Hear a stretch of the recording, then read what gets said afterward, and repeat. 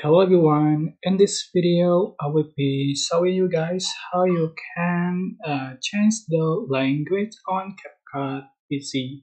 So it's very simple. You can go into menu in the top left corner. So just select settings and select language. Um, but there are only a few languages here. So you can choose one of them according to the language you can speak and just click save. So it's very simple, very easy and basic.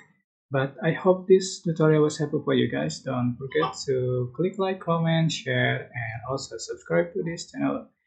If you have any questions, please leave in the comment section down below. Thank you so much for watching. Bye.